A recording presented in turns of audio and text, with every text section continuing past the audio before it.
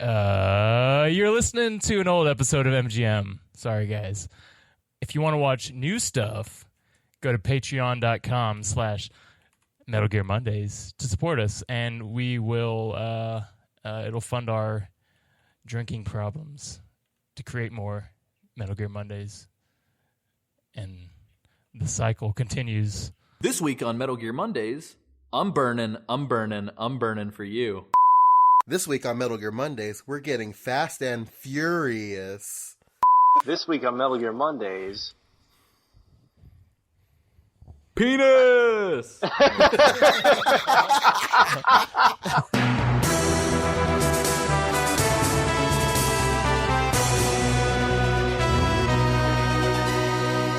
Ladies and gentlemen, boys and girls, welcome to another episode of Metal Gear Mondays. As always, I'm your host, Alessio Summerfield, and this is the show where we go through the Metal Gear series start to finish, top to bottom, in and out from release order, playing through the entire series in book club style fashion. So, this is our continued coverage of Metal Gear Solid 3, and this week I have with me Samuel Wright. Hi, it's a pleasure to be here. Isaac Lynn. I'm happy. I'm a kitty cat. Meow.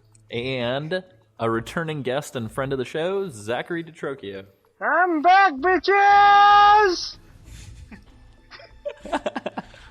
But is he there? I'm really excited to be here with you guys again. And I'm really excited to be playing Metal Gear Solid 3 with y'all. I'm like ready to fight all the bad guys. All right, well, it's done. Because apparently that's what I said. Oh, man. Do that when I propose to Danielle. Danielle, will you marry me? Then I'll give her like a ring pop. That's crazy. Oh, man, that'd be perfect. But unfortunately, she wisened up I'd and say left yes me to 13 months beforehand, so I lost my mind. Oh, Holy shit. You're actually proposing to a complete stranger. It's actually just a piece of driftwood. So Isaac, would you do the listener a favor and talk to them a little bit about what we did last week? Or In a segment we like to call Fumbling in the Dark with Isaac Lim. At your service. Let me talk in the mic real quick. At your service. Yeah, that's usually how they work. Well, take a big sip there. Please, Prepare yourself. please, take your time. This is great for the audio listeners. Just a. Yeah, thank you. I appreciate it. excuse me. I had to take a memory drink. Oh my god. Oh, see, you're doing it too, Sam. I'm not the one who has to talk right now. All right, well, I can. I think I can help you guys out. What we did last week. Yep. We walked around in the forest, and then we actually fought two bosses. Yes. Yeah, we have two bosses this week as well. We do. The first one was the fear. And You like my tongue? the creepy man, the tree man that we pretty much destroyed out the gate. I think it's pronounced Treeman. Treeman. Yes. Rudolph. He's a Treeman. consummate treeman. Not Truman. Treeman. Yeah, it's Treeman. Treeman old boy. Capote. Oh my god. The Treeman Show? Damn Yes. it, Sam, that was my... And then the second boss, after we ran through some more forests and stuff, was... I'm really fumbling this time. You guys are going to have to help me out. It's the opposite of the beginning. The end. there you go. The very end. I legitimately thought he was when he was saying Treeman that he was talking about the end because Yeah, I it was did like too. the forest. Oh, yeah, I can see what you... Oh. Rudolph Treeman. So Sam, do we want to give that to him? Do we want to give Isaac a positive thumbs up for that? I'll give him an A+ this week. Right. Give me feedback, guys. Remember better. I like what you're doing, kid, but can you just fucking remember the words? Fuck it, we'll do it live. Oh man, well, you and I are done professionally, Isaac. So Zach, Yes, guest to the show, can you tell us a little bit about what we're going to be talking about this week? Well, we start off with possibly the most difficult boss. It's actually the 7th Cobra. cousin of the rope ladder. Yes. And the bridge. And the bridge. So it's actually the 8th Cobra. It is the singing ladder. Yeah. The singing ladder. I like that. I like that. I like that. So let's get started, guys. So as soon as you finish your conflict with the end, we find ourselves in a little tunnel, and right in front of us is our greatest foe to date, and Big Boss's greatest challenge. I actually have a caveat before we do that, Alessio. Being that since this is a playthrough of change and of breaking our social norms and predisposed dispositions, Did you opt out of this fight? I did, but I took soft-boiled Sam's route and I shot him. Why don't you go fuck yourself on that soft-boiled bullshit? I fought the end this time, dog. I want to hear it. I like soft-boiled eggs. Yeah. Anyway, I like soft-boiled eggs too. So I'm a hard-boiled detective. God damn it!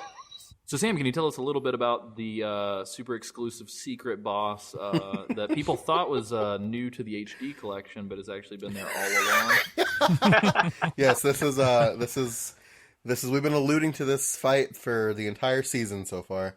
This is the ladder. This is the ascension. That's the emotion he brought into battle. The climb, if you will. So essentially, It's my favorite moment in Metal Gear Solid history. So you go through the magical tree doors, the vines magically part, and you go through these magical tree doors into this tunnel, right? And you go into this tunnel, and you start climbing up this fucking ladder, right? And when I was younger, when I first played this section, I thought it was like a 10-minute, like, Odysseus journey. The coming-of-age tale. Yeah, the coming-of-age tale of the Ascension, as you will. So you start climbing up this ladder, and I rigged it. Like, I got, like, a fucking deck of cards and, like, a rubber band or some shit and, like, moved the analog stick up and climbed up the fucking ladder. Because I was prepared for the long haul. I was ready. And it turns out, motherfucker, that it's only about a 2-minute climb, but when you start climbing, a fucking acapella version of the goddamn theme song just starts playing. For no reason. You're just climbing up this ladder, the acapella theme song comes on, and by the time the song is over, you're about at the top of the ladder, but goddamn it, you better bring your goddamn snacks, because if you don't fill your stamina up at least once, you're gonna fall down that goddamn ladder and have to do it all over again. I just like the thought of... God'd be with you if you started climbing at like half stamina with nothing in your bag. I just like the thought of him like reaching over, trying to grab like a frog or something, and like, you know, having it like right here, and then he drops it. This is the last one. Wait, so Sam, Snake having to cut off part of his body and eat it in order to get to the top of the ladder. 127 hour style, just cuts his arm off. That's and what I was gonna one say. armed. So I have two things about what Sam said. The first is a theory. The second is a question. The first is because I remember it being super long as a kid as well, and I'm curious to know maybe if they shortened it for the HD collection. Oh shit! I don't know. We'll have to look into it. I'd be interested to do like a side-by-side, just to see. And the second, so if you rigged it to go, was it pretty much like he was like climbing, then as soon as the top, he just started booking it toward the door because you had it rigged? Just leave. Well, essentially what happened was, I did. Well, I didn't realize that you would have to refill your stamina. I didn't even think about that, and I was like, "Fuck it, I took a deck of cards and I pushed it against the analog stick to make it move up, and I put 2 other decks of cards on the back end of it to keep it from falling off, and it worked just fine. And then like his stamina was like really low. I was like, "Fuck, god damn it!" I like the idea of getting a replica of this ladder at your house that has like a Metal Gear logo on the side and just using it for a morning exercise routine. You gotta just do one up and down. Yeah. God damn it. One up, one down. All the exercise you need for the day. I Also, will say... go ahead. Sorry, go ahead, Zach. No, you're fine. I was just gonna say, I like to think that the story behind like acapella is the boss knows that he's coming up there, so she's just sort of standing there singing it. And literally, right as he's like 3 or 4 rungs before, and she just books it out. She's like, "Oh shit, run!" They had to remind you the title of the game while you were climbing the ladder, just in case too much time passed and you forgot what you were playing. Well, I actually forgot because he wasn't wearing a face mask with the words plastered on his forehead. So that's true. So Isaac, technically, this was the first experience that you ever had with Metal Gear. Was watching me beat this boss. Oh, that's true. So what were your thoughts coming to this point? You were ready for it. I actually didn't remember the song being played or boss singing to us. That's the best part, Isaac. I don't know. I didn't remember that whenever Alessio played it. I think it's because it was like 3:30 in the morning and your mom was yelling at us to go to bed. I think we had I think the volume was all the way down too. It's probably true. But okay, so I want to throw this out there really quick. GameFAQs user Art of the Kill. I just timed the ladder ascent on the HD version and the PS2 version. The answer? Nope. The ladder hasn't gotten any shorter, nor has Snake's climb speed increased. Both took me 1 minute and 46 seconds to reach the top. Nice. So it was always about 2 minutes long. We were just young and impatient. maybe it was that. Maybe it was also like first time jitters and sort of like, oh man, what am I about to walk into? Yeah, that's true. You walk into fucking Moguls, the video game. Well, I mean, Sam's Snake literally continued walking because he was just taped to do so. That's true too. Well, so when you guys get to the top of the ladder, Well, no, I was watching the fucking video game, Zach. I wasn't gonna let him just like wander off into oblivion. Sam, Stand in the middle of the next area, just getting shot, but he's just walking into a wall. can you do the take a picture of the mechanism that you contracted to your controller? I'm having a hard time visualizing this. I want a picture of this. I will. So before this episode goes out, I will have a picture of it for the show notes. Okay, and I will give it to you. That's 48 hours for those of you listening. Yeah, 48 hours from now. I have 48 hours. Dink, dink. Oh, cool. So anyway, yeah, once you get to the top, the ladder explodes, and we just hear the ladder. The climb. And if you did it non-lethally, you actually get a ladder camo at the end. So, and the camo, you have 100% camo index when you hug walls. Only when you hug walls. But you got to be careful because sometimes utility workers will try to climb you. Oh, God. Oh, God, gross. All right. They don't understand. So we come out of this and we are entering the Krasnogorji mountain base. Ooh. I just love that that's literally the only thing to do in this section is climb that fucking ladder. Yeah. It's pretty great. It's pretty great. So we're in this mountain base, and I dug it. It's like a cool new mountain environment. You can finally utilize the desert face paint and the Choco Chip camo that you've had this whole time. And also the desert tiger in the HD collection. True. Yeah. Also, it looks gorgeous in HD, I feel like. Yeah, it like does. The wind and all the dirt kicking up and stuff. I love that. I love that effect with the dirt in the wind. That's such a cool... They did that really well, especially in the HD collection. Yeah, it looks good. So, and we're kind of in like a bit more of an open environment than we've been in so far because it's essentially the same size as some of the previous environments that we've been in, except it's not covered in foliage. So it's just a huge, wide open area. And so it's easy to kind of like, as soon as you come out of the area, yeah, I was going to say, as soon as you come out of the area, there's smoke grenades and some serum in front of you. But as soon as you kind of like turn the corner, it's like these rolling hills. So did you guys have any issues with like not only the guards but also like snakes and stuff? Scorpions. Can I? Yeah, scorpions. It's funny they give you the fucking serum because I forgot about the scorpions. So here I am, minding my own goddamn business, like sneaking over the fucking moguls, the Olympic moguls, and tranking guys with my Mark 22, and then I hear Snake go, ah! And then I'm like, fuck, what the fuck was that? And I got fucking poisoned. And then I turned and I saw the scorpion just chilling there. I was like, fuck you, dude. And I shot him with my pistol. And I ate him. And Snake does not like the scorpion, dude. No, not at all. It is disgusting. And I think there are actually poisonous snakes in this area too. Yeah, and they're remember like correctly. they're sand colored, which is a bitch because you just can't see them. Yeah, you can't see him anyway. Isaac, Fucking how did you like the change of biome? The biome. I thought it was really cool. Well, the first time, and then I died, quite a bit. I got really frustrated in this area. So who spotted you? Because for me, I almost got spotted, but by this guy that was up on the ledge. Yeah, Yeah, he that's gave me the guy. problems too. I could never figure out. I was the first couple times I was like, who is spotting me? But then like after a while, I realized that there's a guy on the ledge. I mean, he's kind of camouflaged, or to my eyes, I don't know. But then so it was pretty frustrating.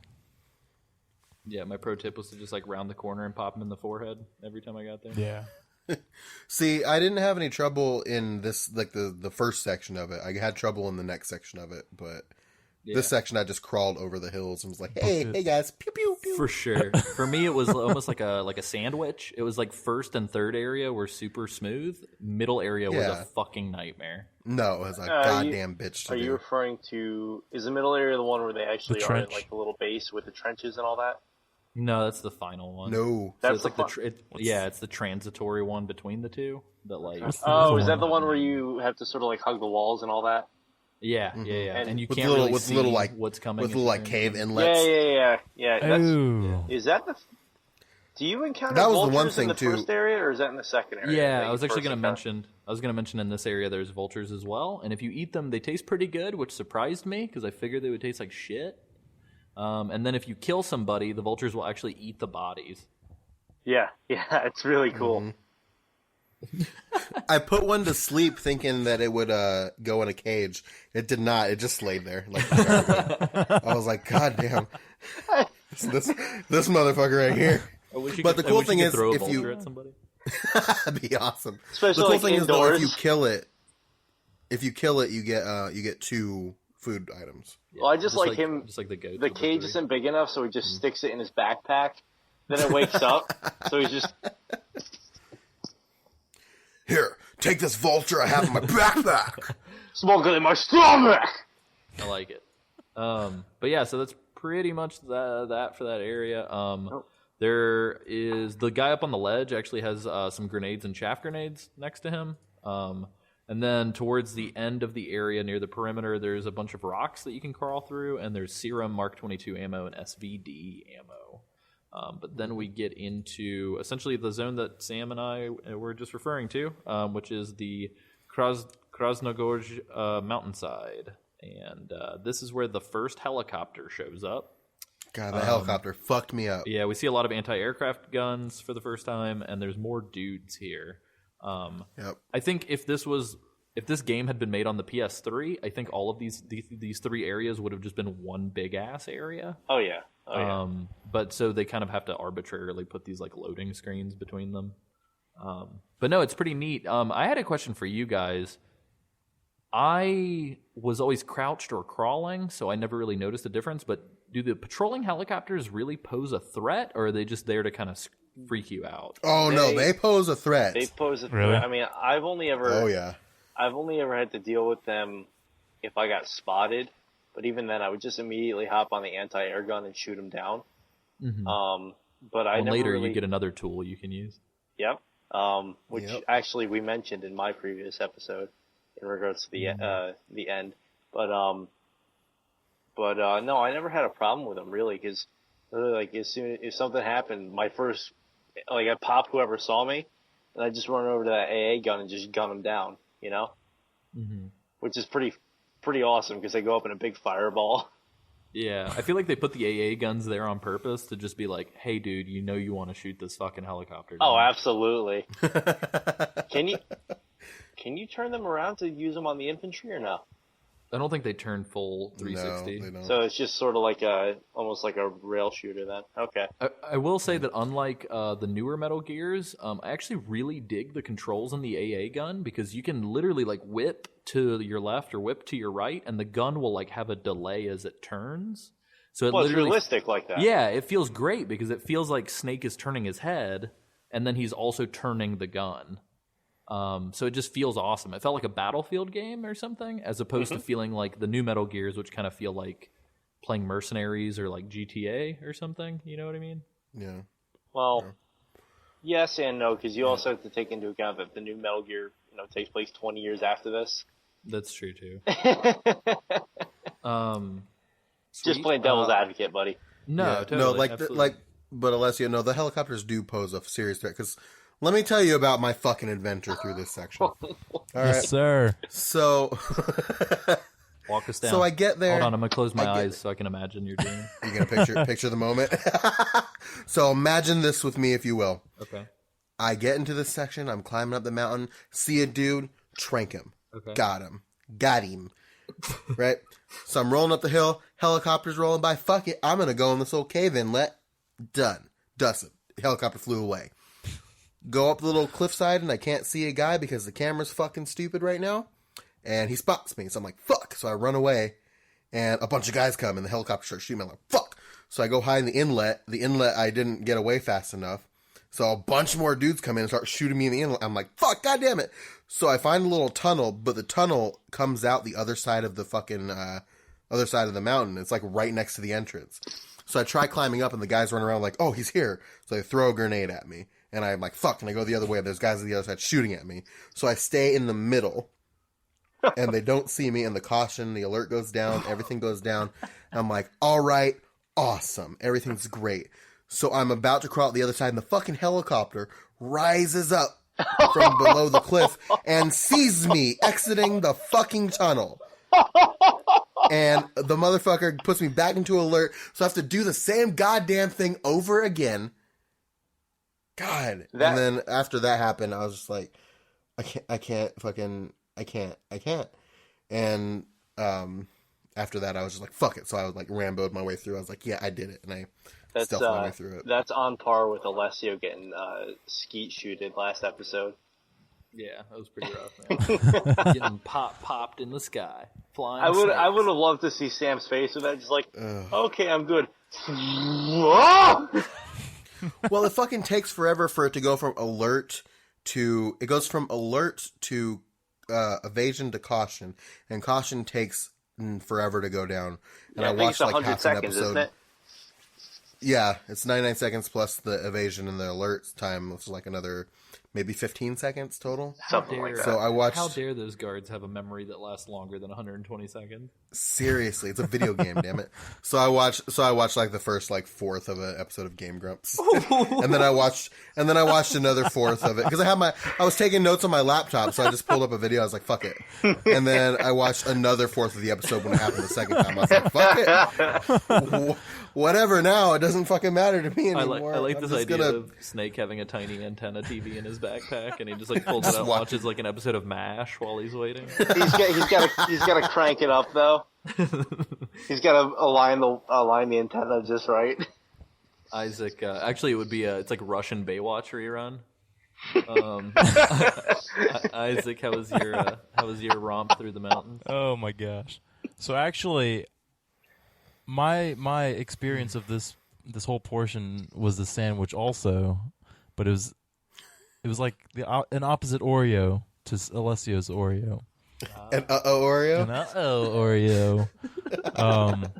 The first Oops, all snakes. Oh god. To me, this section wasn't that bad. There was a lot of areas to hide, and so if there was a guard that I could see, then I could just hide in the little tunnel or go in the little inlet, or if the helicopter came through, I could just duck, and he would just fly over. So to me, this part was just kind of not too bad. But you know, wow, whatever. Isaac got through the hard part on easy mode, man. Good old inverted Isaac. and I ate a vulture, so it was all in good fun. I like it's like a tourist thing. It's like, did you go to the mountains and eat a vulture? Because you gotta try. Look, it. you can't leave Russia until you go to Krasnogorsk and eat a fucking vulture. All right, It's pretty wonderful. You can't. I went to Russia and all I got was a stupid salmonella. I will say that for me, my story is very much so echoed of Sam's. So I breezed through the first part, pretty much just on my belly the whole time, and then the second part, everything was going great, man. I was like, everybody's gone, and then I get about 2/3 of the way through the area, and Kristen comes in. She's talking to me. She's like, "Hey, what's going on?" And we're just like sitting there, and I was like, "Yeah, I'm just playing this game. Everything's cool." And I turn a corner, and it's like. It's such a tight corner that you can't tell if somebody's there. But, like, literally, I turn a corner and fucking, like, bump into a guard. Like, we're just, like, nose on nose. That's exactly how I got the alert mode the first time. And he's Are just you like, guys not using the 360 camera option? No, I am. And that's the thing is, like, like the way that the cliff face was, it's like you can't rotate far enough to see what's on the other side. Oh, really? So I guess, honestly, at that moment, I probably should have just switched it to the fucking overhead, because then I would have seen the guy. But instead, I, like, turn the corner, he sees me, he freaks out. All I have is a pistol, and, like, the game's not really built for you to just, like, run and gun pistol like a badass. Yeah, for some reason he has to, like, stop and, like, police stance. Pistol! Freeze! Don't move! But, hands in the air, scumbag! Yeah, exactly. Sorry, I've been hanging out with the NYPD guys all day. But yeah, so I don't know. It was just a nightmare, and much like Sam, I pretty much just had to run away and shit for the rest of my journey.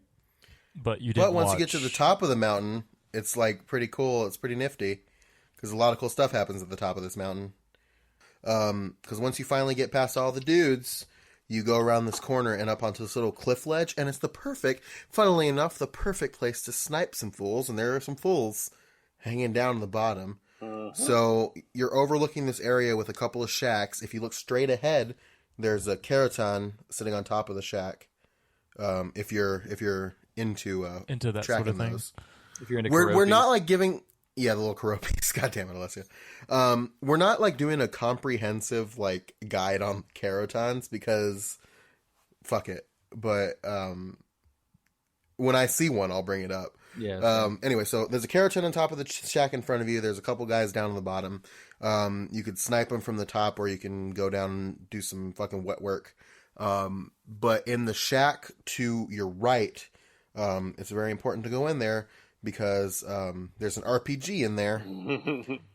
Oh yeah. And what's funny is like I got into the RPG and I had alert mode in my game. And so I got into the shack with the RPG, just pulled out the AK, and I was just like, the buck stops here, bitch. And just like stood there, and as people came in, I just like gunned them down. And I picked up the RPG, and I was like, all right, man, here we go. Helicopter's going to turn that corner. I'm going to put that shit straight into the ground.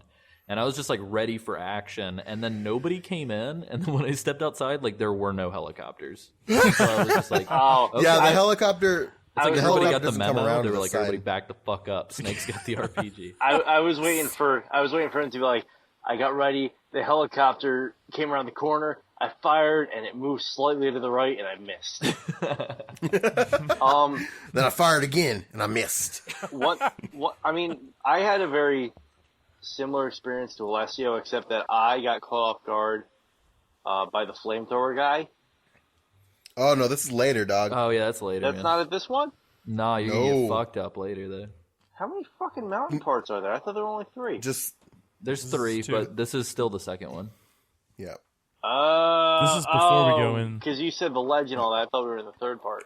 No. Nope. Man, I'm all fucked. No, you're good. See, kids, this is what happens when you spend your day off at the place you work at. Okay, go ahead. But yeah, so after the RPG hut, there's also serum, splint, and disinfectant in the second hut.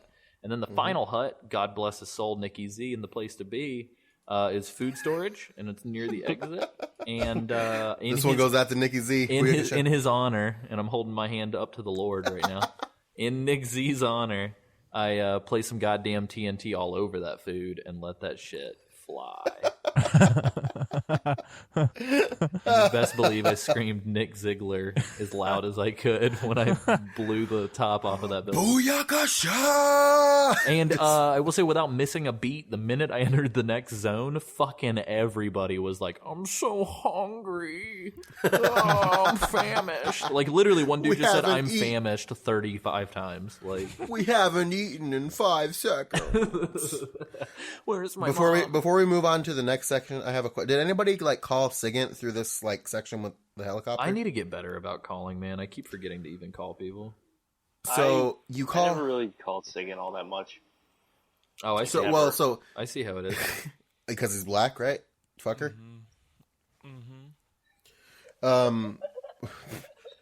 But if you call hide under Sigint, my blanket. yeah, that's fine. you you hide mean your in your white blanket sheet? You fucking your blanket racist. of racist shame. It's camouflage. The little It's my eye whoopee. holes. Damn. Yeah, you got an eye hole and a Eye holes in that white sheet. pointy top and that sheet you're putting over your head. Son of a bitch. All right, I'm sorry. Go ahead. We're gonna The hear NSA it is going from to see this Danielle, and be man. like, all right, we need to look into this guy.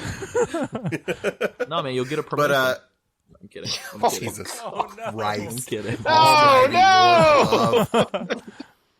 I'm sorry, Sam. Go ahead. So you call Sigint, and they have him and Zero are on the same call, and they have a conversation with Snake about the copter. And I think Sigint asks if it's like a hip or something like that. It's like a series of numbers, and the code word is hip. MI-17 is the hip, I believe. Yep. Yeah. So they're talking about this, and Snake is like, no, it doesn't quite look like a hip. It's like, it has all these features, and the cockpit looks like a greenhouse, and it's kind of stumpy. And they were talking about it, and then Snake is like, well, it's pretty close to the hip. Why don't we call it the hind? Oh, Alessio, Q and Solid Snake going hind D. Hind D. Hind D. Whoa. Jesus. Hind And then Sigint's like, okay, from now on we'll call it the hind. And then every time you call Sigint and he's talking about the helicopter, he calls it the hind. So did Snake fucking, for the purposes of this game, did Snake fucking invent the name of the hind? Apparently. Yeah, I'm down with That's that. really cool. I like to call Snake, it the hind D. And they're like, okay, he's good for us. He's close enough to hip. It looks like hip. It's Just close don't- to hip. We Just call don't it blow up hind. food. We'll do whatever you say. Well, nice. Golly gee, man. So yeah, and then we kind of break into the next zone. Is everybody good on the first 2 zones? Any more notes before we go into zone 3? Well, now that I Fuck actually zone remember what's 2. in zone 3. All right. Well, zone 3, guys. So we are at. And oh, go ahead. Sam. we're still not on the flamethrower troopers yet, Zach. Yeah. That's still a little bit later. So So we're in the Hold it. Krasnogorji mountain top. So we're here. It's starting to get you've a said this fucking name 3 different ways every It's time. fine. It's fine. Yes, you have. I know. I didn't oppose you. So it's starting to get a little snowy. It's starting to get a little white Yep. patches throughout. Either that or the textures are god awful, but I'm assuming it's snow. Snow camo. There's some World War I looking trenches that we start to see that you can kind of dive inside of and run around. And the one thing that I wanted to mention before we get into kind of how we got to the top of the mountain and got our global guts Astro Crag chunk, is that to the right, as soon as you enter, the splitter uniform is available. And it's, quote, good for urban environments, but I don't see Snake stopping off at any gas stations with jail bars on the outside or going to any FUBU stores. So I've noticed this about like a lot of the camo and stuff in this game. They give you a lot of chances or a couple chances to get items in this game because I've had the splitter camo since close to the beginning. Oh, really? Yeah. Oh, I feel Same. like a little dummy. And it works really good in the warehouse. Yeah, I was going to say, I'm not really sure where in this game the urban stuff would kick in, but it definitely was useful for the boss fight at the end of the episode. Well, I think it's funny because, I mean, with the HD collection, you can get close to damn near, like 25, 30 camos? Mm-hmm. So I like the idea of, Snake just running around with 30 sets of these with his fucking pants just folded up in his backpack and just, oh, hold on. Okay. I'm ready to go. No, dude, don't you know Snake is fucking Sailor Moon? And not only that, but he takes the time to roll the sleeves of each jacket too. I like thinking of Snake carrying around one of those portable wardrobe like hanger things. No, dude, seriously, he's just Sailor Moon. He does a sailor change, or like he has a dress sphere or something like that. But there's also go ahead. Go ahead. There's also a Karopi across from where you get the splitter camo. Karopi? FYI. That's what he calls Carotons. Karopi? What? Little Karopis. Is that like a combination of Keratin and Yoshi as a tribute to Nikki? Oh no, I wish. Ooh. No, Karopi is from Hello Kitty, and he's a frog. The little frog, little froggy in Hello Kitty. I hate that I know that. Why do you hate me for knowing that? No, I don't hate you for knowing it. I hate me for knowing it. I hate Isaac because Alessio knows it. That's just how it goes. That's just how it goes. But yeah, and there's also a little bottom shed with a grenade, some smoke grenades, and M37 ammo because they want you to pull that fucking shotgun out in the trench. Oh, yes. I love sending dudes flying with that thing. It's pretty great.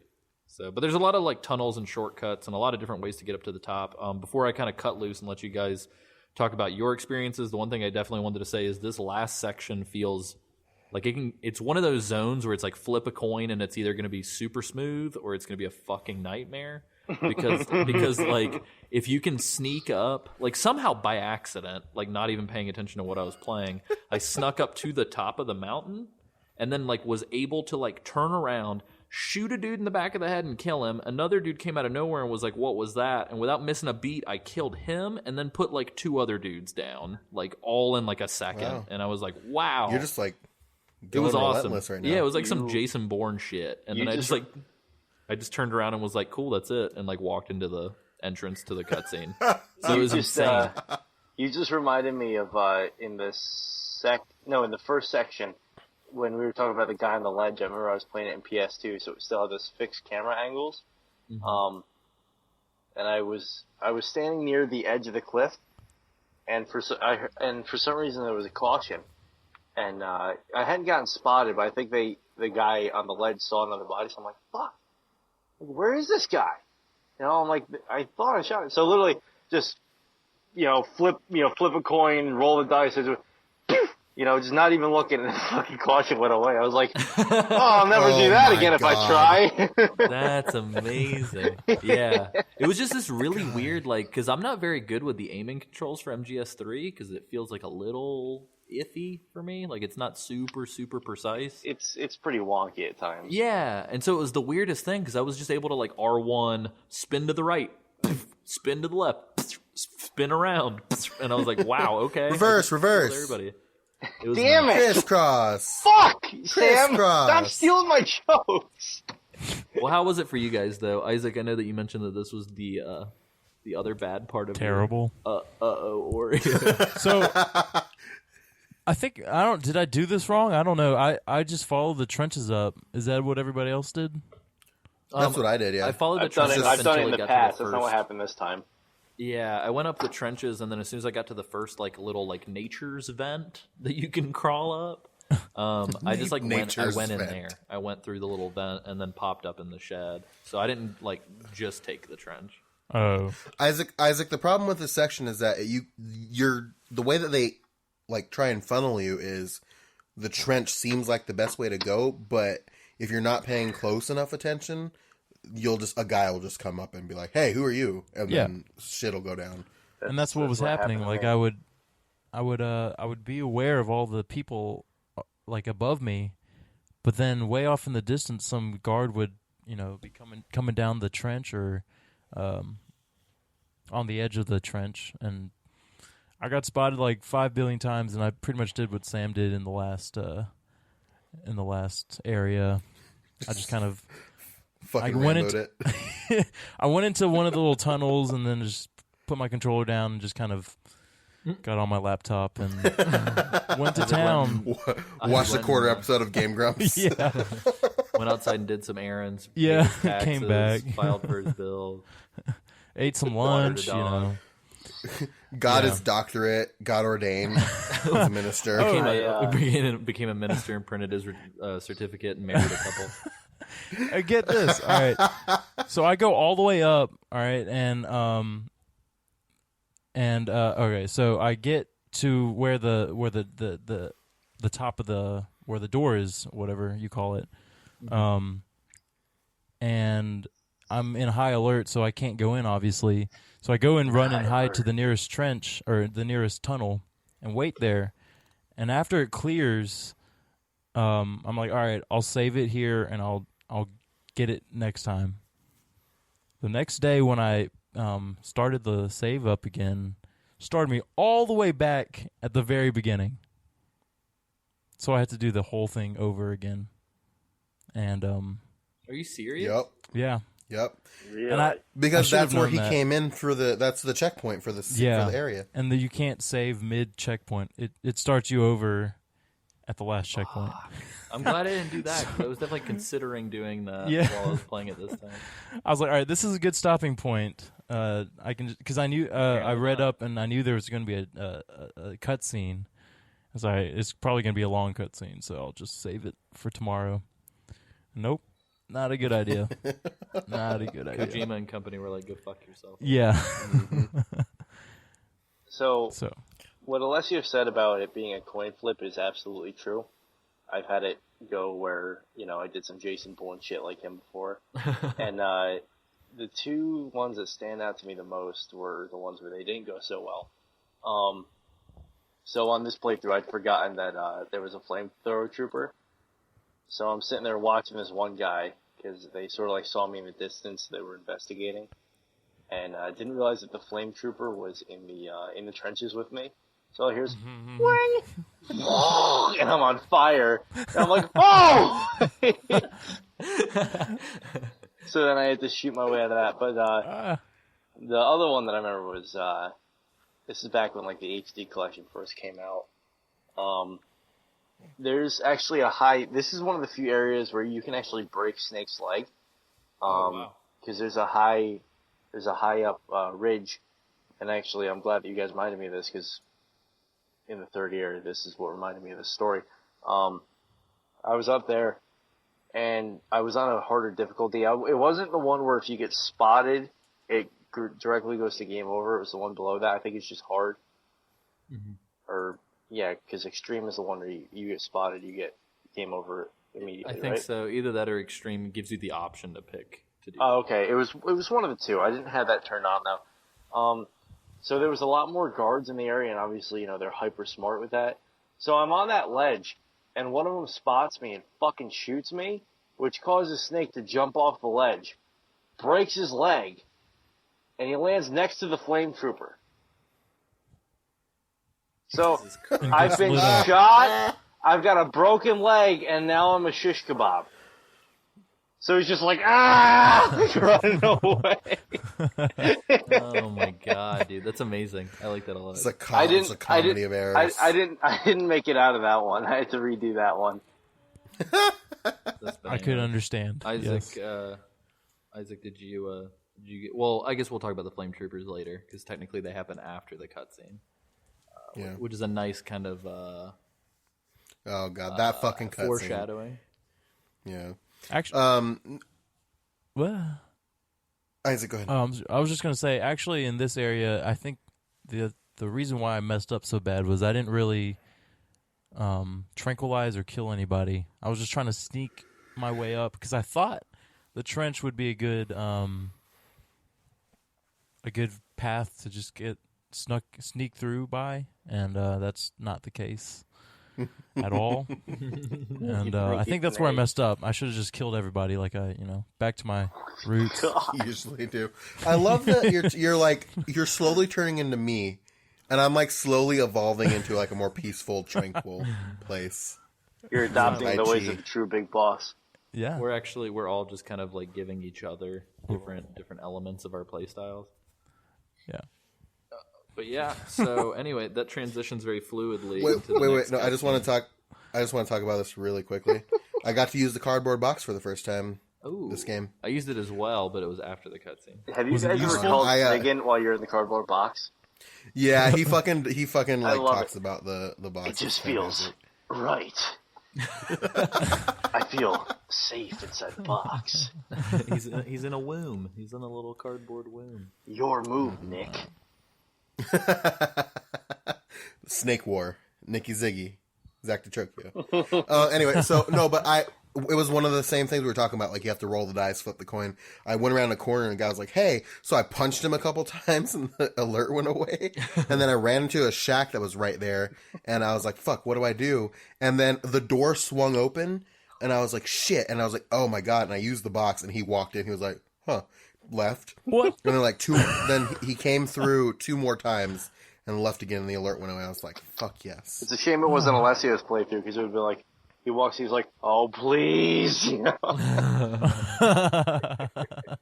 Oh man, but yeah, God, let there be a ration. yeah, I know, right? Well, and so again, much like Nicky Ziggy Stardust, I blew up all of the sheds that I could find on the way up the hill as well. So I don't know, it's pretty legit. So anyway, all of that being said, we jump right into the Krasnogorji mountaintop ruins, which triggers a cutscene with old Naked Eva.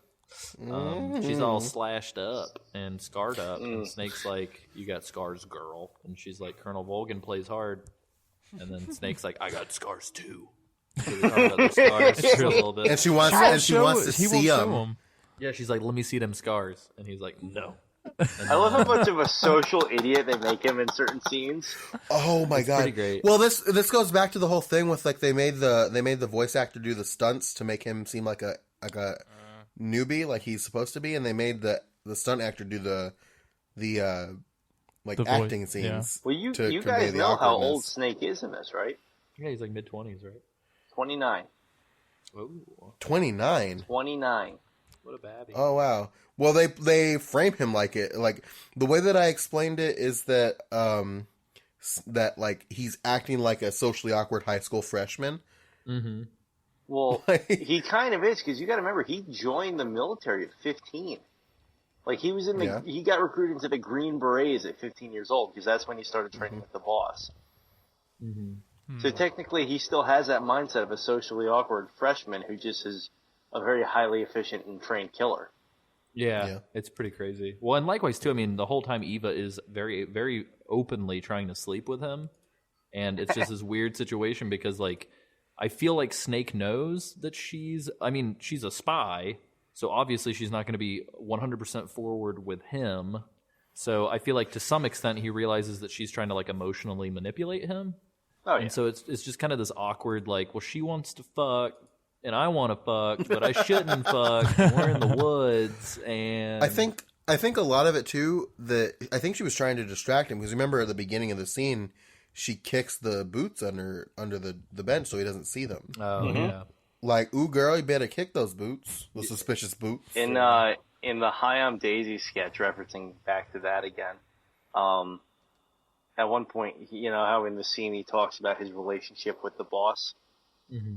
And he in the High Days he goes she's like my mentor and my mother, and he even goes like a lover, and he's like, I just said she's like my mother.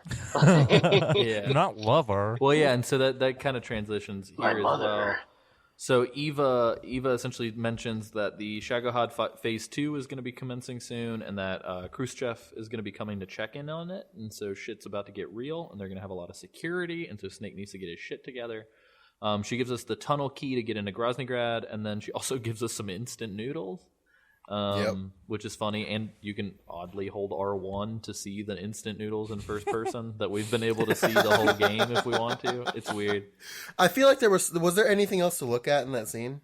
No, plenty surprisingly to look at not. that scene. There was no Oh, really? boobs. There was no boob R1 that I Really? saw. I held R1 the whole time, and No, I did that's too, nice. just in case, you know. Woo-hoo. yeah, you know what I mean. I mean, my wife was on the couch with me, guys, so I wasn't trying to creep.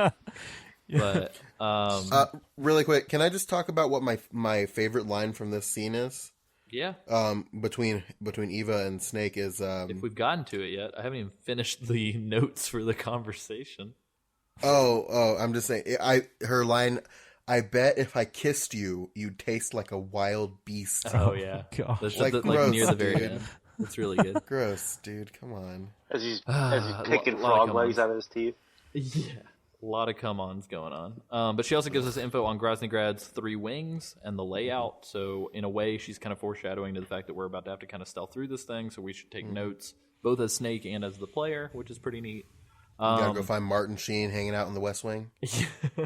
She also alludes to Ivan Rydinovich Rykov. Rykov! This is the first time you see Rykov in the whole game, Isaac, and it's what fucking did you Rydeny glory. What did you think of the Rykov, Isaac? Is that the? He looks like Raiden. He looks like a Oh, nerd. that guy. Well, she was like, "All right, you're gonna have to steal his uniform, and then get a wig or something like that." Or no, that was. Sorry, that's later. And then she's like, "Try to figure out how to get your, you know." He's like, I got a wig. Yeah, When she I first just said realized wig, I you thought gotta she was find the she was going to wig. refer to that. I was like, a wig? That fucking hit me like a ton of bricks just then. Like, I just realized how fucking funny that was out of context. she's like, I hid the wig 30 miles away by the lake. We're gonna escape with the wig. I just like picturing Snake wearing the uniform, the hat, and the but he's got the bandana, but then he's just got like this like mop on his head, but he's got the rugged features. You can still see part of his hair underneath the wig. Oh no, he's got the beard and everything. Hey, I'm Colonel Rykov. I also like how she's like, from behind you look almost identical, and it's like, what? But yeah. So anyway, so Ivan we're gonna get our first glimpse at a Rydenovich. Raiden callback. Rydenovich Rykov fucking bullshit. And then When she I tells was, us that she hit a wig at a lake 30 miles from Groznyj for escape. And a wig is an airplane, because then Snake says, I don't know how to fly. And she's like, I got this. I know how to drive a motorcycle.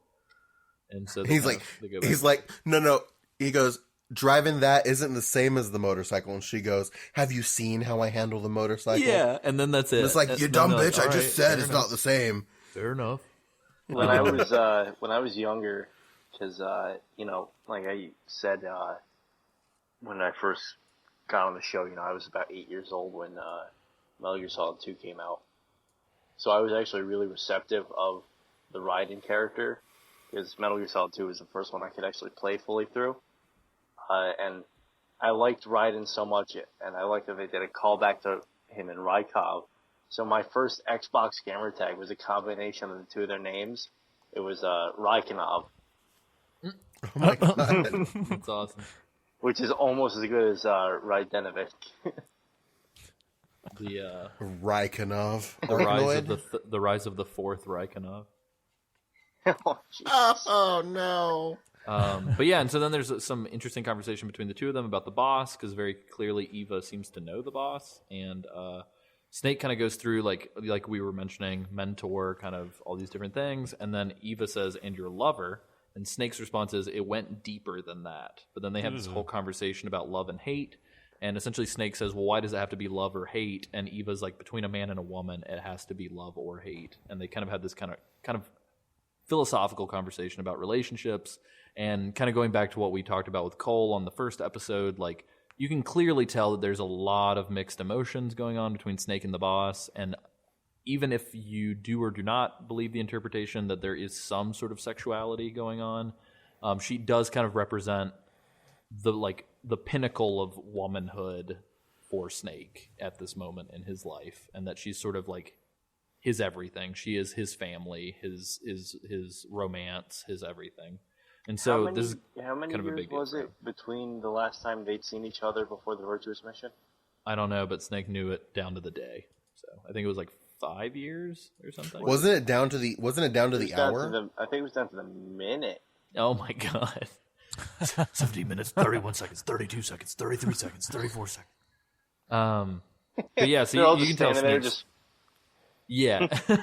You can tell Snake's getting kind of emotional, and it's weird because he's getting emotional about this other woman, and while he's talking about her, Eva just kind of starts pecking him and like kind of kissing him around his body, which is interesting. High school freshman. Yeah, which is weird because it's like, hey, tell me about this other woman, and like, calm down, dude. I'm just gonna give you some neck kisses because you're kind of freaking out. And then all of a sudden we hear this like gunshot, and they go outside to check it out. Eva gets back on her bike, doesn't zip up her top at all, and she's like, Nope. "See ya." And fucking You know what my ramps favorite off thing? a It's like mountain. her top was zipped, and she unzipped it and never zipped it back up. Yeah. See? Oh, when they first met, right? Mm-hmm. Well, and then it's No, fully when zipped they during first the met- cutscene. When they first met, her top was zipped down too. Yeah. Or No, like- it was I think it zipped was up, and then down. she zipped it down. And then she did the Oh, sideways shot thing. It was cool. Oh, that's right, yeah. But then she does it again this time because she's totally fine because she's getting dressed, ready to leave, and then she's just like, "I'm gonna unzip for 5 seconds and then get out of here." But yeah, so it's weird. So she gets out of there. Snake pulls out his binoculars, and we see this scene between Volgin and he's apparently doing some brutal shit to Granin, who is Yeah. in a barrel and getting the shit beat out of him and dies. Yeah, who is dead as fuck. I was Yeah. gonna say, Fucking I was gonna shoes. say he's already dead. Yeah, and It was those fucking well, you shoes, see the dude. You shouldn't blood. give him You see Snake the that blood shit. pour out of the bottom of the barrel, like while he's shoes. punching it.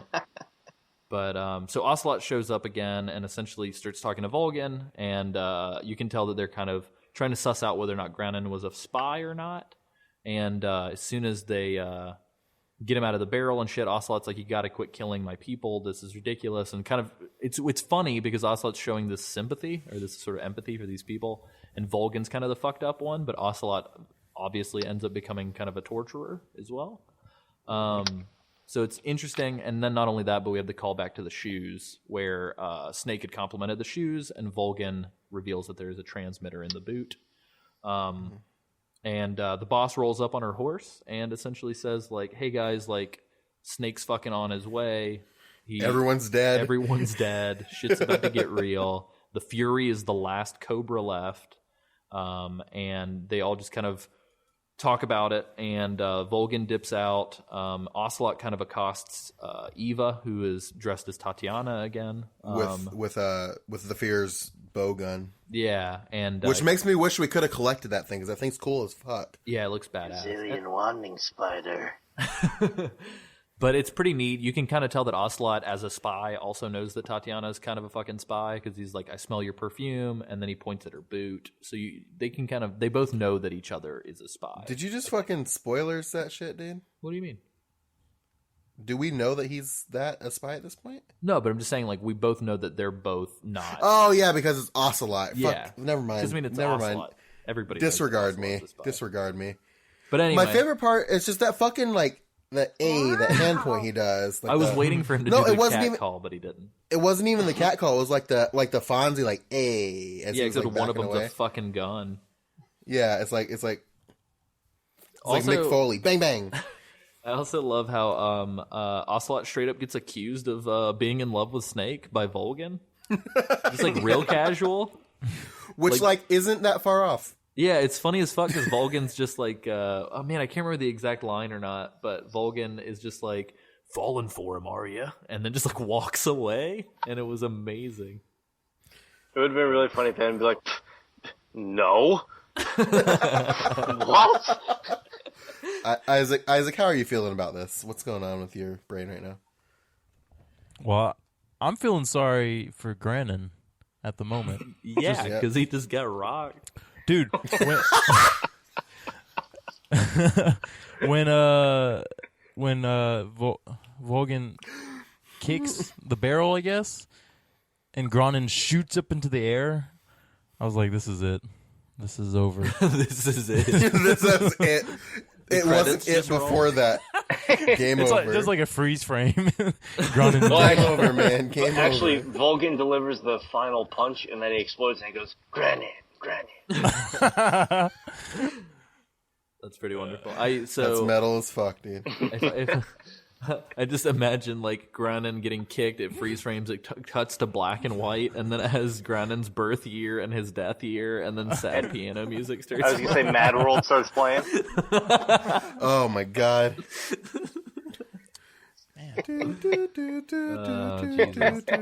But yeah, so essentially, right as the cutscene ends, we are in a new zone, which is stupid because it's the tiniest zone in the whole wide world. It's just it's Krasnogorji Mountaintop Ruins behind ruins, which feels like a really stupid title.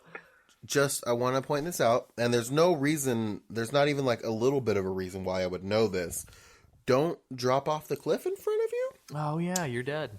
There's no, like I said, there's no reason why I would have known that. Not even a bit. But you have to go the way you came. Don't you climb down that cliff. Yeah, don't you fucking do it. And if you shoot at the base, it goes on alert, and they send helicopters after you. Are you serious? Yeah. Really? That's fucking awesome. I like that a lot. Hi, Siri. Wow. Sorry, I don't know why that just happened. But yeah, so essentially we go run back through the ruins, which is just the 2 rooms from the cutscene. You can pick up your instant noodle packs. There's some ammunition by the door.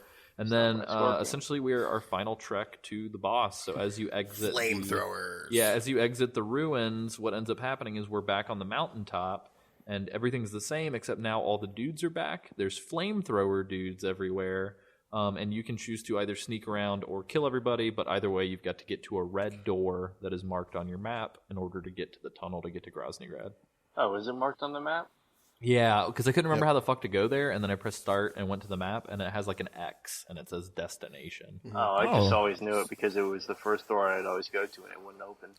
Yeah, well, and if you run towards the left as you get out of that trench, where there's the AA guns and the barrels, you'll slide down and literally just like get dropped off right in front of the door.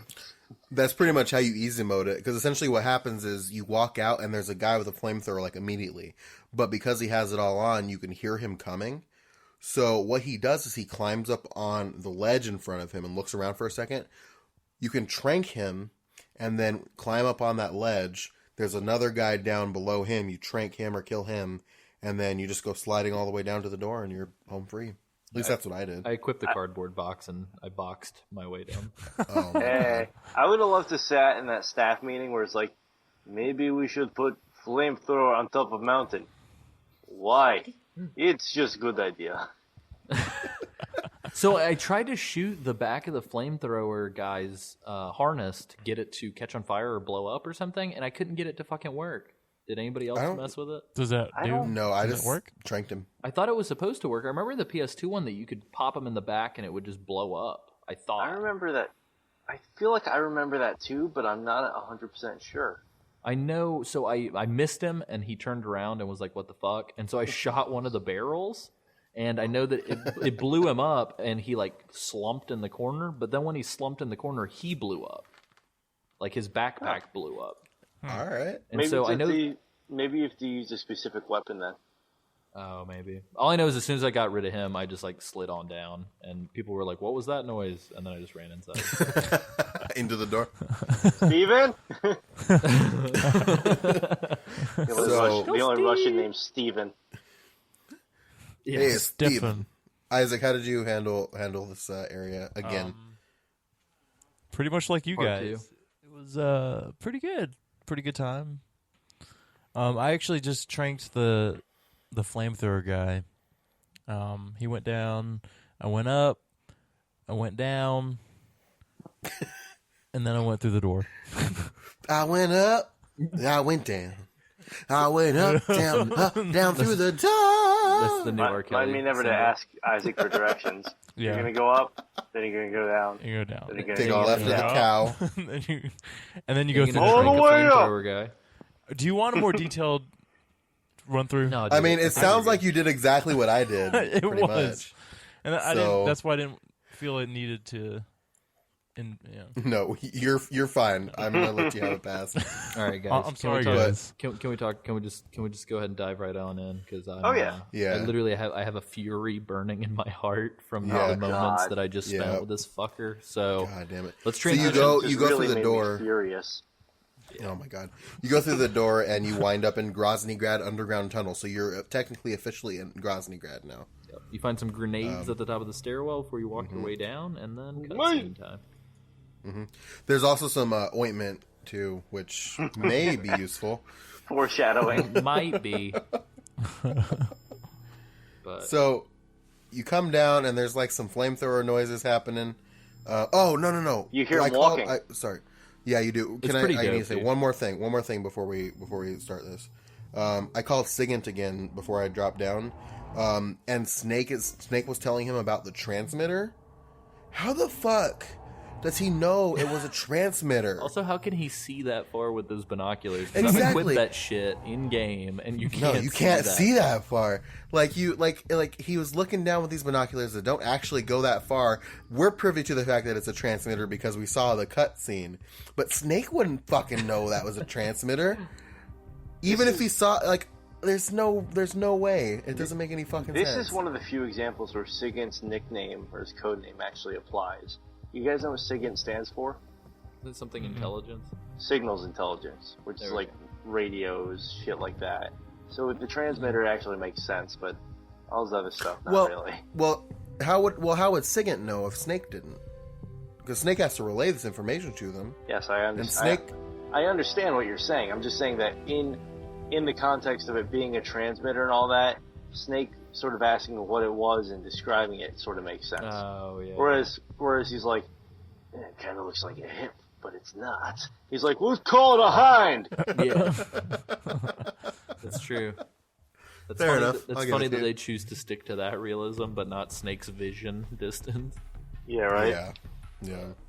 Anyway, so you drop down to this arena. There's a cutscene, and you hear like some clanking walking. Dude, shit gets You're like, real. what the fuck? I like this a lot, actually. Here's the thing about the Fury.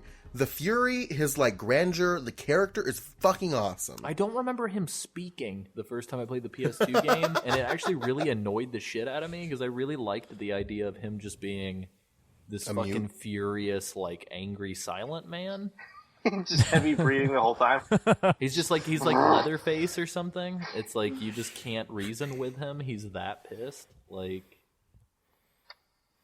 At all? You didn't remember him talking? I did not. Ever? Like it's so no, not at all. So whenever I heard the voiceover kick in, I was like, "What the fuck? Like who is this voice?" They added it for the HD, Alessio. But no, It's so like he, what they did for Twin Snakes, but just for one character. It's pretty neat though. Like he tells the story about how he went to space and on the way back down he nearly died, but was engulfed in flames. And if I remember correctly, this lines up with a backstory about the boss, because I believe that the boss actually went to space as well, She did. and that's kind of when she had this like epiphany about the world. And I think we go into it later. I can't remember how it happens. It might be a codec call or a cutscene. It's a but I- cutscene. Yeah, so she was in this sort of flight with the Fury. So I don't know. It's interesting. I think he implies that he saw more than just the flames. Like he saw some crazy ass shit when he was in space, and then he came down and the thing was engulfed in flames, and he saw the flames over the Earth. And I think he fucking went insane in space as he was coming down, or like somewhere in space. Mm-hmm. And one of our letters we get in for next week's side up actually goes into that a little bit, but like he saw some shit up there, dude. Mm-hmm. But yeah, Hashtag Some things, the man. fu- And some stuff. Hashtag Would the recommend Fury it. knows who did 9/11.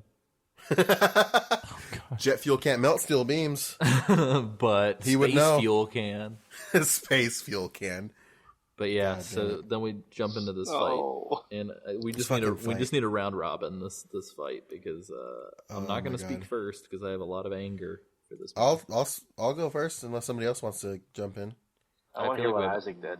Yeah, I do too. Isaac, Okay. how did it go? But why first? Yo, don't front on me. Why can't I go second? How was your trip to the bar? All right. I put on black camo. I put on black And your face, blackface. Put a black face and a black camo on. All right, guys. Yo, yo, 'Cause yo. Oh, Because I was like, oh man, it's totally dark. I think black would really, add to the Would camouflage. accentuate. I'm gonna beat the Fury, massa. Fuck. I mean, Come for on. the most part. No. Isaac thought it would add to the feng shui of the tunnel. Yeah. I'm gonna stop taking it there. I'm gonna be done now. I'm gonna just drink this. So That was Isaac, an tell us about Yeah. the rest of the fight. So, so I equipped the night vision goggles, and that was a godsend. That was amazing help. And then my first couple playthroughs, I was gonna try to do the what do you call it? No kill. Like non-lethal. Yeah, non-lethal. Sorry. So I equipped my Mosin Nagant and Mark 22. the M22. Oh, okay. I was going to say, use a sniper rifle in a close quarter battle. Yeah, dude. No, Oh, no, you're goddamn right. I did. You we'll do. get to it. You go to the very end of the hallway, and you kind of pace down each of the hallways to find which one he's coming down. And I mean, I always tried to go to the far end of where he was. You know, I didn't want to mess with him. So the sniper actually worked really well. Huh, I never thought of using that as a strategy. That's pretty interesting. Yeah, because he's on the very end, he's on the other side of the hallway, and I'd be on the one with the ledge, or the other way, vice versa. And then I would just use the sniper rifle or the Mosin Nagant and just snipe him long range and pop him 3 times.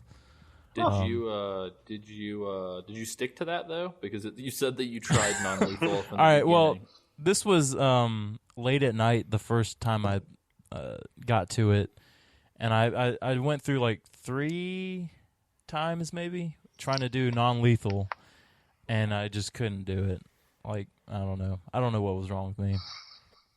Just sucked. Isaac, you're okay, buddy. I'm not going to give you a spoiler yet, but I'm just going to say this is the most embarrassed I've ever been talking about my progress on a video game. Maybe I did better than you. So Alessio, I bet you money that y'all did better than me. So Alessio, we're gonna, since this is such an epic story for you, we're gonna save you for last. Okay. Yeah, you go last. I'm gonna go ahead and talk about my story here. But I didn't finish. Oh, you didn't finish? Oh, my bad. I'm sorry. I haven't beaten the Fury yet, Right, Sam. I'm sorry, Isaac. Continue. I'm just really eager. Excited. I'm an eager beaver. Furious, yes. Anyway, I'll just make this quick. So I was like, screw the non-lethal. I'm going full on. So I equipped the SVD sniper and the shotgun. Of course. Of course.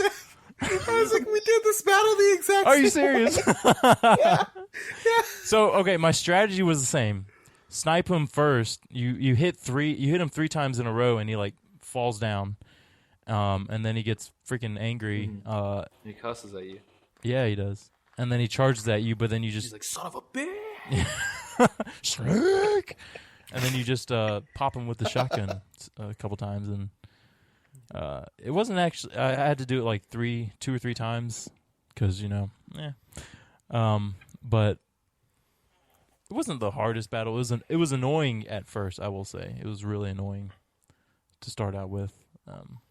But once you figured out his pattern and not doing lethal or not doing non-lethal, then I hope that a gothic version of the Fury shows up in My Immortal.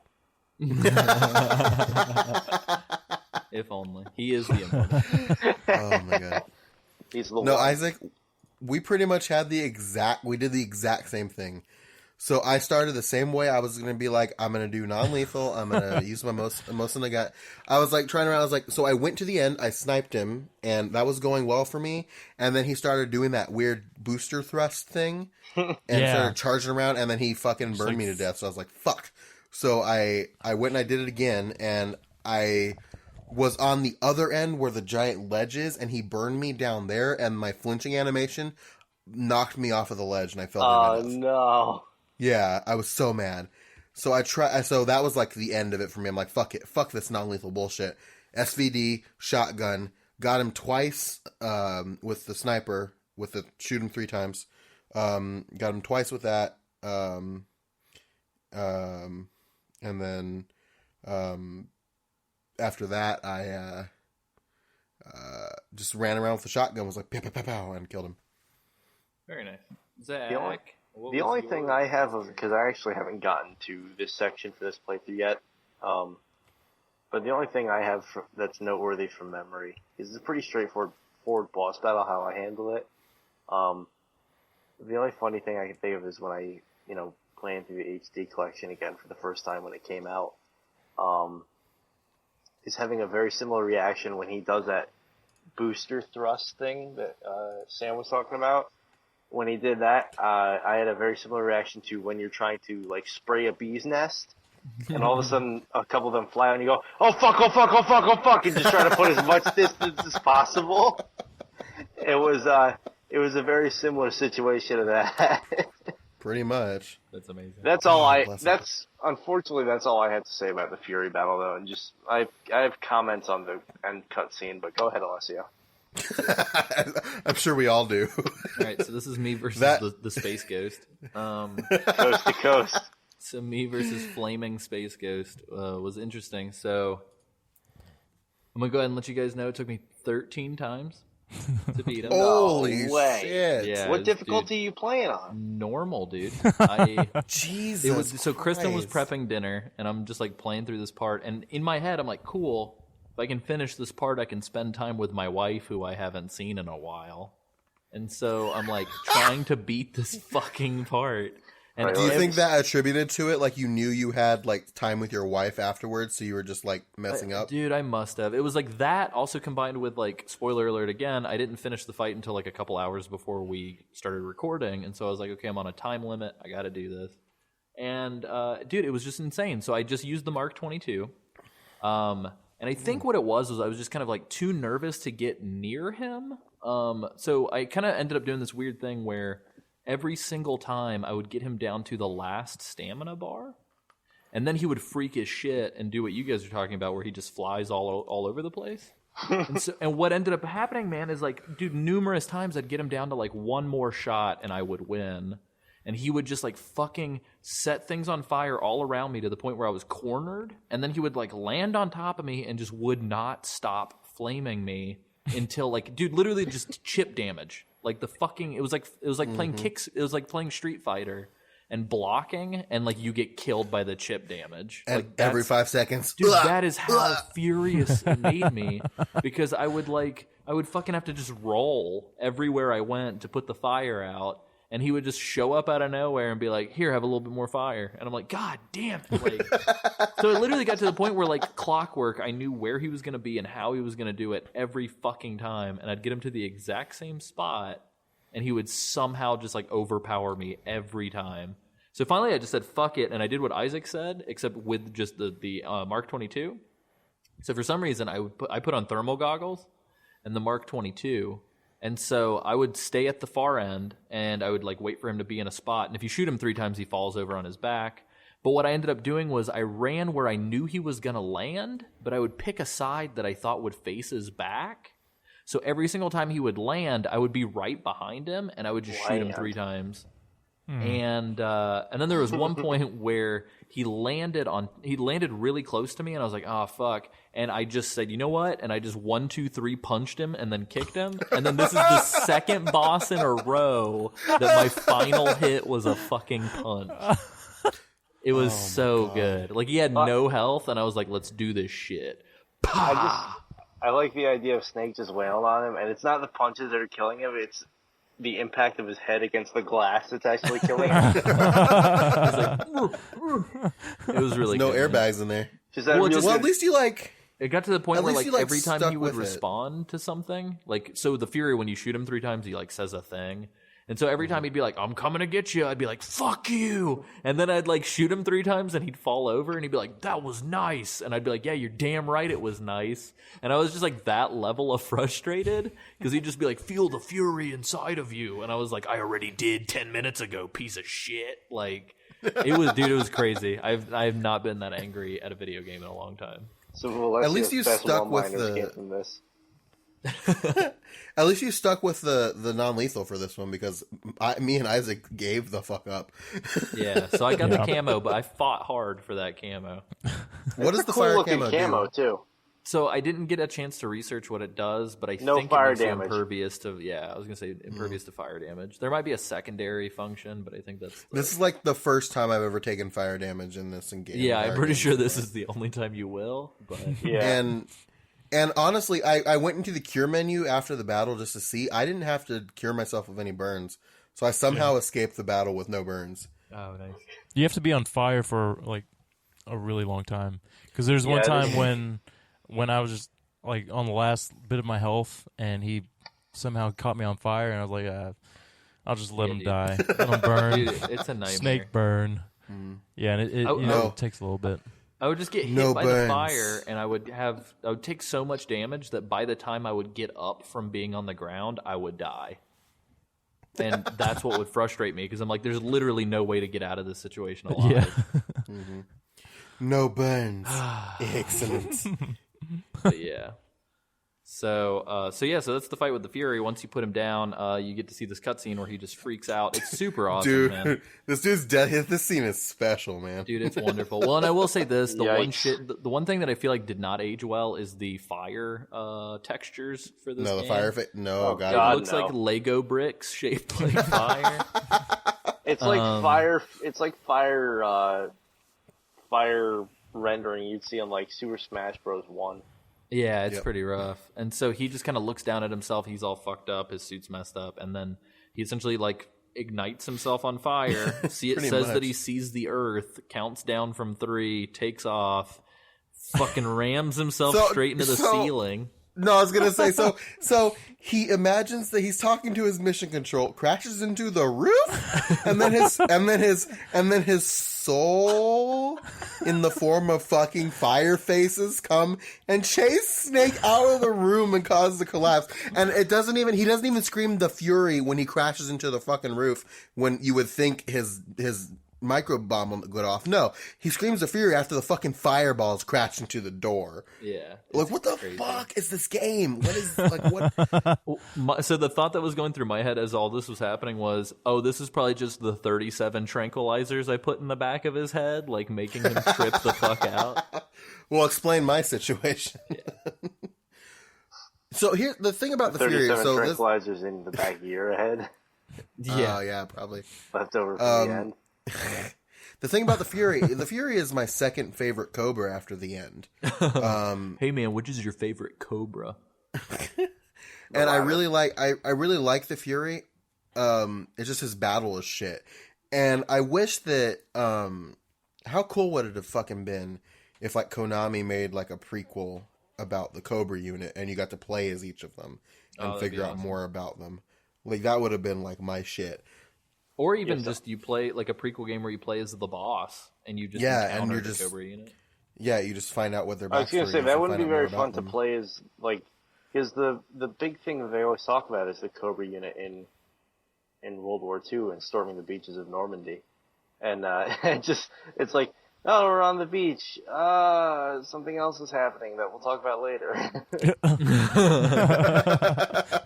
And then, but you have to 100% all the other Cobras to unlock the latter chapter of Normandy, where they just run out and they just lay it up on a cliff, and then they all run up it. Yeah, where you get to storm the beach as the climb.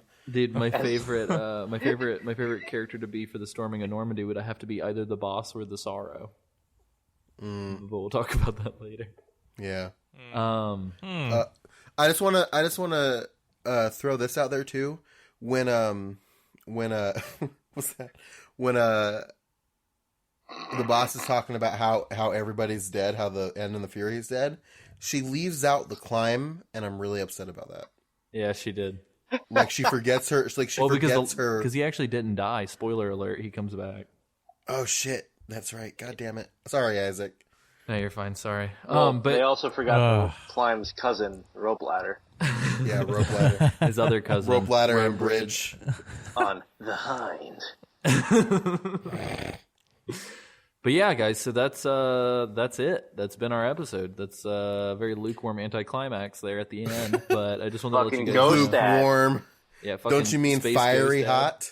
It's a fiery hot anticlimax. Fucking the Mummy. Space Ghost Dad. I want to throw this out there. The Fury, like, as he's dying, he says, the boss, you're the last one. I'm going to join the Sorrow now. Mm-hmm. Oh, yeah. Which is really weird. And he doesn't mention any of the others, just the Sorrow. Maybe he doesn't know. Maybe he's just been tromping around here all the time. Maybe. The boss knows. Well, maybe only the Sorrow and the Fury are going to be Yoda Force ghosts, and everyone else is just they're gone. Maybe they're gonna be ghosts. They're gonna be ghost dads. If you think about it, technically, the End very much so was like okay with his death. Like he was like ready for it. Oh, So maybe I wonder like if the Fury and the Sorrow have like unfinished business. But they let George Lucas get their hands into it, so the Fury was actually Hayden Christensen. Oh, fuck you. Fuck you. You just couldn't see Fuck because you, you got Zach the mask on. Trocchio. God, fuck. Well, yeah. So to round us off, Zach is going to be with us on next week's Side Op as well. So we'll have a chance to kind of cut loose a little bit there. But I just wanted to let everybody know before we kind of do our final words on this part of the game, that if you guys want to see the full unedited version of this episode, you can go to Geek Time Network's official YouTube channel, which will be linked in the show notes and available via the website. Hopefully, sometime You can also it'll be there before the next episode goes out. You can also actually search the Geek Time Network on YouTube, and it's the first result when you search it on YouTube. Oh, very nice. Yeah, and we need as many subscribers as possible so that we can give ourselves a custom URL. So please, to make it easy, even if you're not into YouTube or you don't plan on watching any of these, just give us a quick subscribe, pretty please. But yeah, so that's kind of the end of the episode. Kind of my thoughts on it are: I did not realize that the battle with the end was so fucking hard. I'm really pissed that you can't. Yeah, that's what I meant. The Fury. I'm really pissed that you can't get up the ladder that you came down. I tried to go up it so many fucking times, and it just wouldn't let me.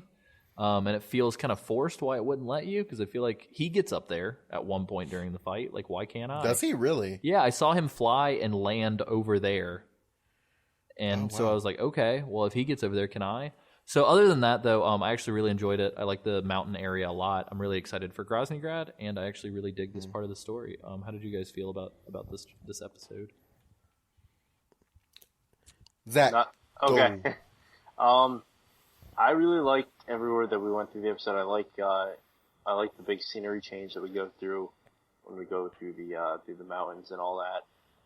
That's always been one of my favorite parts of this game, just because it was different. It really allowed you to use a couple of different camos that you sort of didn't have a use for before. And then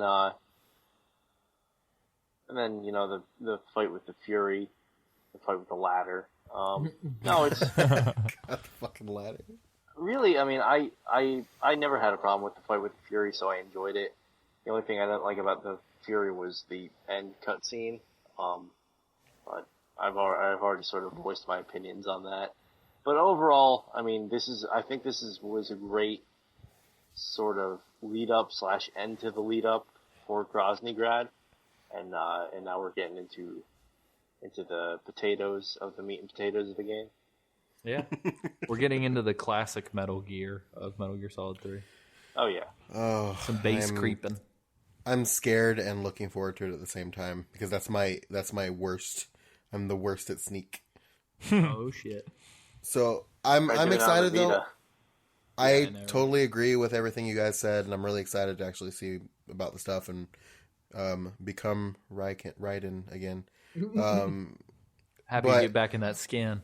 Yeah. Before I go though, I want to give a shout out to a good friend of mine, Steve Conway, who is this is his favorite Metal Gear Solid game, and he texted me while we were talking and invited me to go drink beer with him, and I told him I can't because I'm recording a podcast, and he was like, "That's a valid reason," and I said, "Yeah, we're talking about the section leading up to the Fury," and he goes, he said his fight is one of the most forgetful and frustrating fights. I was like, "Yep." In tribute, I raise my invisible glass to you, Steve. Same here. Here you go, Steve. Steve. Here's my real glass. To Steve Z, you got the crazy eye. Stevie C. Steven. Yeah, no, Steve is Steven, the only American Russian soldier. Oh, that's true. Oh, yeah. Remember Steven? Well, nice. Well, cool. So if you guys dig what we're doing, you like what we're doing, I already mentioned that you could plug us on YouTube. However, we're also looking forward to some iTunes ratings and reviews. Sam is still repping that Mountain Dew Pitch Black real hard. But we've Baja got Blast all the way. We've got that. Are you Team Baja Blast or are you Team Pitch Black? We want to know. So visit us on iTunes and give us a rating and review. You can also go to geekti.me to check out the rest of the shows. We have shows that go all throughout the week. A couple shows are in the off season right now, but we have a couple of other shows that are kind of spreading out a little bit, so we've got some good stuff. There's this show. We've got the Geek Time flagship podcast show. We've got Twig, which is the Week in Geek. We have a Mad Bad Book Club, DBZ Drive-Thru. Just a lot of cool stuff. So be sure to check out the network. You can also visit us Toast. on Facebook. Oh, yeah, and Toast. I apologize, Sam. Also, there's facebook.com/geektimepod for our official Facebook page, or facebook.com/Metal Gear Mondays for the Metal Gear Facebook page. We have, I want to say, near 110 likes right now. A lot of fun people sharing cool stuff. We like to share the show notes and a lot of other links on that page. So if you're interested in that, come check that out.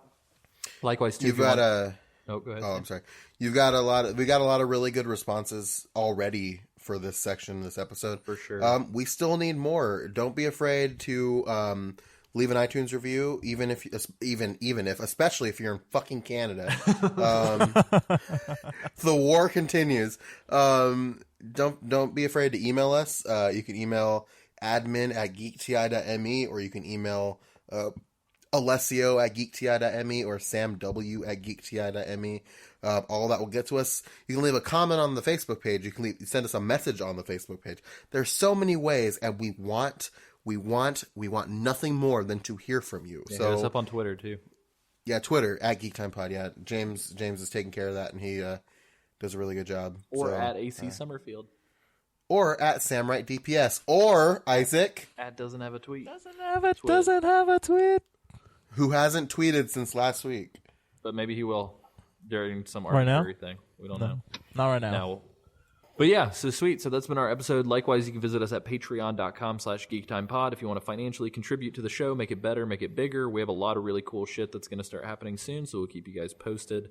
If you would like to be a part of our Slack channel, you can join for as little as $1 a month and talk to all of us knuckleheads, as well as a few other amazing people, internet face to internet face. So massive shout out to everybody on the Slack channel, because you guys keep my day fun and interesting even while I'm on the road.